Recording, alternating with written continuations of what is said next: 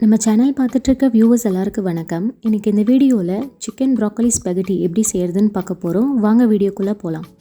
First நான் 100 gram அளவுக்கு spaghetti pasta எடுத்திருக்கேன். உங்களுக்கு வேணும்னா நீங்கள் நார்மல் நூடுல்ஸில் கூட செய்யலாம். 250 கிராம் அளவுக்கு ப்ராக்கலி கட் பண்ணி வச்சுருக்கேன். 250 கிராம் அளவுக்கு சிக்கன், 1 கப் நறுக்கின வெங்காயம், 1 டேபிள் ஸ்பூன் அளவுக்கு நறுக்கின பூண்டு, 2 ஸ்பூன் மிளகுத்தூள், 50 கிராம் அளவுக்கு cheese, 1 spoon oregano, 1 spoon red chilli flakes, தேவையான அளவு உப்பு. ஒயிட் சாஸ் செய்கிறதுக்கு 1 கப் பால், 100 கிராம் அளவுக்கு பட்டர், 1 டேபிள் ஸ்பூன் அளவுக்கு மைதா.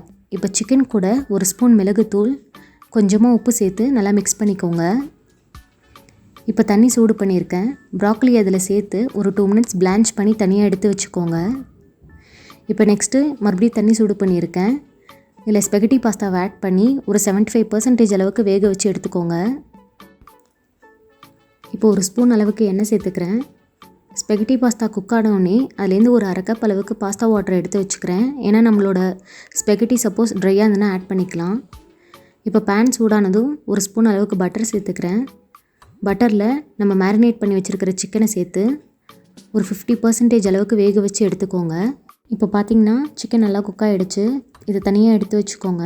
இஃப் நீங்கள் வெஜிடேரியனாக இருந்தீங்கன்னா இந்த சிக்கன் ஸ்டெப்பை அவாய்ட் பண்ணிடலாம். அதே பேனில் 1 ஸ்பூன் பட்டர் சேர்த்துக்கிறேன். பட்டர் உருகினதும் பூண்டை சேர்த்துக்கிறேன். பூண்டை சேர்த்துட்டு லைட்டாக வதக்கிக்கோங்க. ரொம்ப நேரம் வதக்க வேணாம், லைட்டாக வதக்கினா போதும். இப்போ வெங்காயத்தை சேர்த்துக்கிறேன். வெங்காயத்தை சேர்த்துட்டு ஒரு 2 மினிட்ஸ் வதக்குங்க.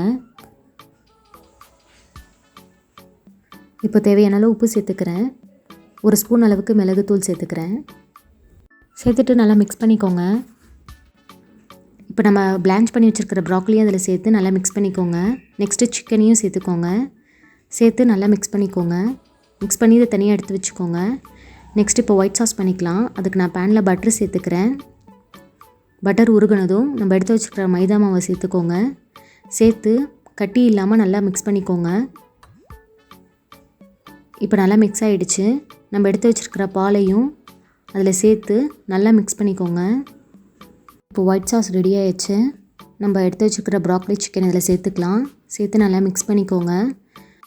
இஃப் சப்போஸ் இப்போ ட்ரையாக இருந்துச்சுன்னா நம்ம ஸ்பெகட்டி பாஸ்தா வாட்டர் எடுத்து வச்சுருக்கோம் இல்லையா, அதை இது கூட சேர்த்துக்கலாம்.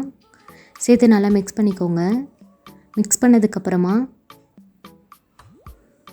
நம்ம வேக வச்சு வச்சுருக்கிற ஸ்பெகட்டி அதில் கூட சேர்த்துக்கோங்க. சேர்த்துட்டு நல்லா மிக்ஸ் பண்ணிக்கோங்க. இப்போ நான் அது கூட சீஸ் சேர்த்துக்கிறேன். சீஸ் சேர்த்துட்டு நல்லா மிக்ஸ் பண்ணிக்கோங்க. லாஸ்ட்டாக இறக்கிறதுக்கு முன்னாடி நம்ம எடுத்து வச்சுருக்கிற ஆரிகானோவும் சில்லி ஃப்ளேக்ஸையும் சேர்த்துக்கோங்க. சேர்த்துட்டு நல்லா மிக்ஸ் பண்ணிக்கோங்க. அவ்வளோதான், சிக்கன் ப்ராக்கலி ஸ்பெகட்டி ரெடி ஆகிடுச்சு. கண்டிப்பாக ஒரு தடவை ட்ரை பண்ணி பாருங்கள். ட்ரை பண்ணி பார்த்துட்டு எப்படி இருந்துச்சுன்னு சொல்லுங்கள். இந்த வீடியோ பிடிச்சிருந்தால் லைக் பண்ணுங்கள், ஷேர் பண்ணுங்கள், மறக்காமல் சேனலை சப்ஸ்கிரைப் பண்ணுங்கள். இந்த வீடியோ பார்த்ததுக்கு ரொம்ப நன்றி.